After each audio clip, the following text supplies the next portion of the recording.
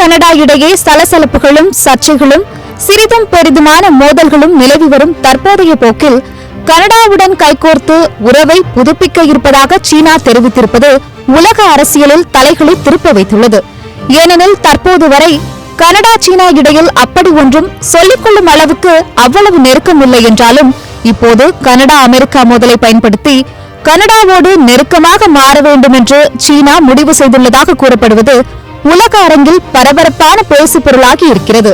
ஏற்கனவே அமெரிக்கா கடுமையான வரி விதிப்புகளை செயல்படுத்தினால் கண்டிப்பாக அமெரிக்காவிற்கு எரிபொருள் வழங்குவதை நிறுத்துவோம் என்று கனடா உறுதியாக தெரிவித்தது இந்த நேரத்தில் முக்கியத்துவம் பெறுகிறது.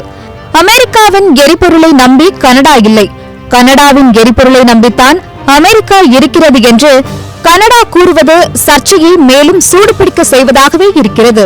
அமெரிக்காவுக்கு மாறாக ரஷ்யாவிடம் எரிபொருள் வேண்டுமானால் வாங்கிக் கொள்ளலாம் என்றும் சீனா, வெனிசுலா போன்ற நாடுகளிடம் வேண்டுமானால் கூட எரிபொருள் வாங்கிக் கொள்ளலாம் என்றும் தங்கள் மீது 25% வரி விதிக்கும் பட்சத்தில் அவர்கள் அமெரிக்காவிற்கு எரிபொருள் வழங்க மாட்டார்கள் என்றும் கனடா அமெரிக்காவின் நெற்றிப்பொட்டில் அடிப்பதை போன்ற ஒரு அறிவிப்பை விடுத்துள்ளது.